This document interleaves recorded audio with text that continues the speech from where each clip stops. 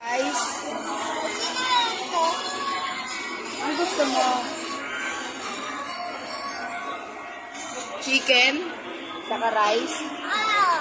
O hamburger spaghetti? Saka ano?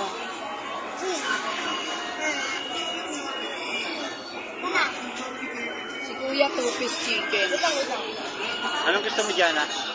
Kanina ang order na. Yakult? Yakult daw. May Yakult ba si Jollibee? Hindi, doon natin siya bibili sa groceries.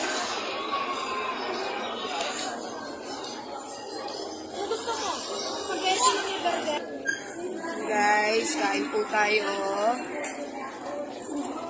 Ito po. Pagod po kami sa biyahe.